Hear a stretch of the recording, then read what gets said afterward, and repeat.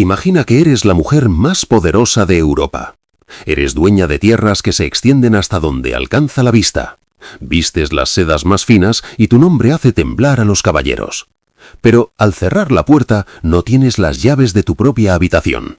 Leonor de Aquitania, reina de Inglaterra y una de las figuras más brillantes de la dinastía Plantagenet, pasó 16 años de su vida bajo custodia real, encerrada por su propio marido.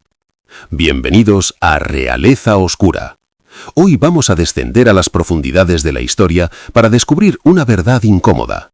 En los siglos XII y XIII, la corona no era un símbolo de libertad, sino el herraje de una jaula dorada.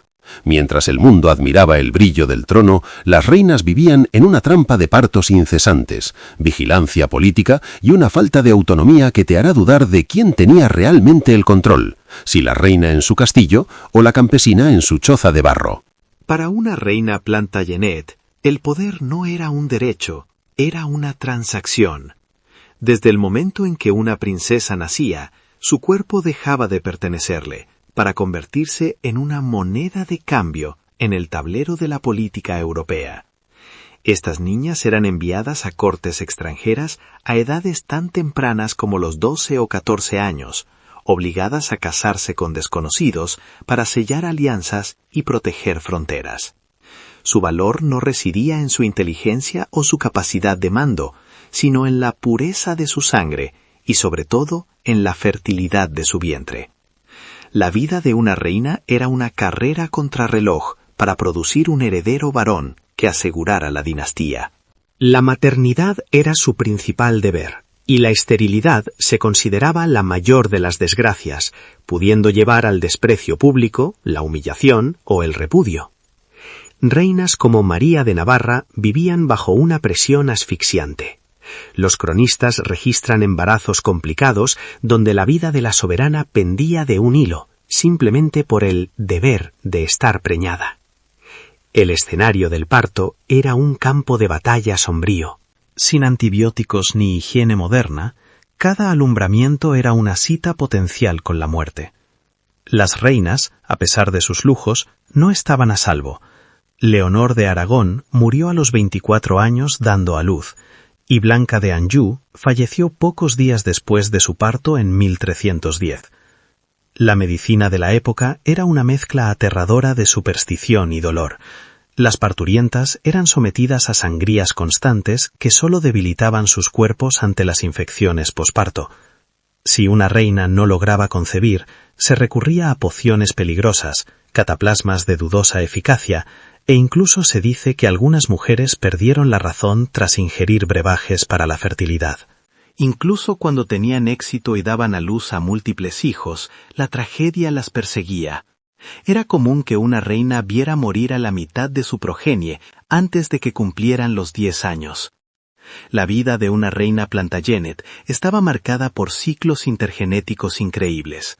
Se esperaba que estuvieran listas para un nuevo embarazo apenas 12 o 15 meses después de parir.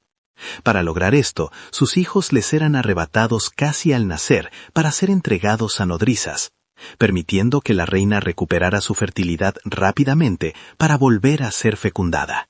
¿Y qué hay de su autonomía? Incluso las más astutas, como Leonor de Aquitania, que intentaron ejercer una maternidad política para proteger los territorios de sus hijos, terminaron pagando un precio altísimo. Al rebelarse contra la autoridad de su esposo Enrique II, Leonor fue capturada mientras huía disfrazada de hombre y encarcelada durante 3 lustros. En este mundo, si una reina cruzaba la línea de lo que se consideraba comportamiento aceptable o intentaba desafiar la autoridad del rey, era alienada de la corte, privada de sus tierras y separada de sus hijos. La corte no era su hogar, era un puesto de vigilancia, donde cada dama de compañía podía ser una espía y cada consejo un decreto de sumisión.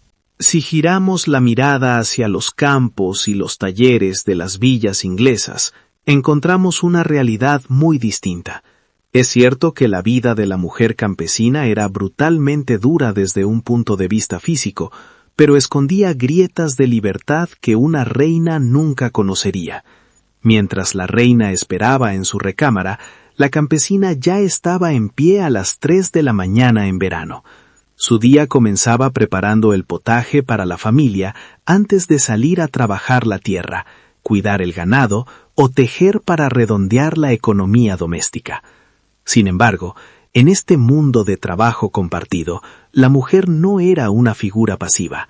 A diferencia de las reinas, las campesinas y artesanas eran consideradas socias esenciales en la unidad económica familiar. Las leyes de la época a menudo las describían como subordinadas al marido, pero la práctica cotidiana revelaba que tenían una agencia o capacidad de acción significativa en su comunidad.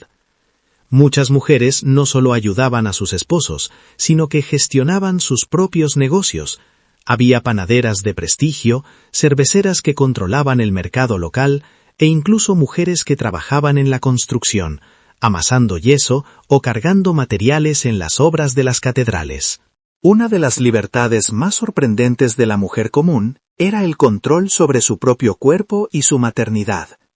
Mientras que la reina era una incubadora política, la campesina solía amamantar a sus propios hijos durante 2 años o más. Este acto no solo creaba un vínculo afectivo más profundo, sino que funcionaba como un método natural para espaciar los nacimientos, dándole a su cuerpo un respiro que la realeza prohibía. Además, el matrimonio en el campesinado inglés ocurría mucho más tarde que en la nobleza. Las jóvenes solían casarse entre los 18 y los 22 años, después de haber trabajado y ahorrado para su propia dote, lo que les otorgaba una autonomía inicial sobre su destino. La comunidad era el gran escudo de la mujer común. Frente al aislamiento de la corte, la campesina vivía inmersa en redes de solidaridad femenina. En los lugares comunes, como el río, el horno o la fuente, las mujeres tejían alianzas que las protegían. Durante los partos, la campesina no estaba rodeada de médicos distantes, sino de sus vecinas, hermanas y amigas, quienes intercambiaban cuidados y conocimientos obstétricos transmitidos de generación en generación. Incluso en el ámbito legal, las mujeres comunes mostraban una resistencia feroz. Se han documentado casos de campesinas que acudían a los tribunales señoriales para defender sus derechos de herencia o para protestar contra injusticias de sus señores. Al quedar viudas, muchas campesinas asumían la jefatura de la familia y la administración de sus tierras, con una autoridad que no necesitaban delegar. Había una independencia económica real. Algunas jóvenes fabricaban cerveza o pan de forma autónoma antes de casarse, manejando sus propios beneficios y decidiendo su futuro. Su vida era un ciclo de esfuerzo, pero también de festivales, días de descanso dictados por el calendario agrícola y una integración social que la rigidez de la etiqueta cortesana hacía imposible. Al poner ambas vidas frente a frente, la paradoja es cegadora. La reina tenía el estatus, pero la campesina tenía, en muchos aspectos, más control sobre su propia existencia diaria. En el matrimonio, la reina era un objeto de Estado. La campesina, aunque subordinada legalmente, era una compañera de trabajo indispensable. Si una reina no cumplía con su función biológica, su vida política terminaba. Si una campesina trabajaba duro, su valor social y familiar crecía independientemente de cuántos hijos varones tuviera. En la maternidad, el cuerpo de la reina era una herramienta pública. Sus partos eran eventos políticos, sus hijos eran propiedad de la corona, y sus pechos eran desperdiciados para asegurar que volviera a concebir de inmediato. La campesina, al amamantar y convivir estrechamente con su prole, mantenía una soberanía sobre sus ritmos biológicos que la alta cuna negaba. Incluso en la vejez y la viudez, la diferencia era notable. Una reina viuda a menudo era vista como un problema político, alguien a quien apartar o vigilar para evitar conspiraciones. En cambio, la viuda campesina se convertía con frecuencia en una figura central y respetada de su aldea, defendiendo sus tierras y participando activamente en la vida económica de su comunidad. La reina vivía bajo la mirada constante de la marital corrección, donde incluso la violencia física moderada era consentida por la sociedad para encauzar a una esposa de carácter fuerte. La campesina también sufría opresión, pero su mundo era más pequeño y sus lazos vecinales podían actuar como una vigilancia colectiva que, en ocasiones, moderaba los abusos. El control que una reina creía tener era a menudo una ilusión delegada por el rey. La autoridad de la mujer común, aunque limitada a su casa y su villa, era tangible, ganada con el sudor de su frente y el respeto de sus iguales. La historia suele contarse a través de las joyas y las batallas de los reyes, pero la verdadera historia de las mujeres en la Edad Media se escribió en la piel y en los pulmones. Al final del día, el peso de la corona Plantagenet no era solo el del oro, sino el de las expectativas imposibles y las paredes invisibles.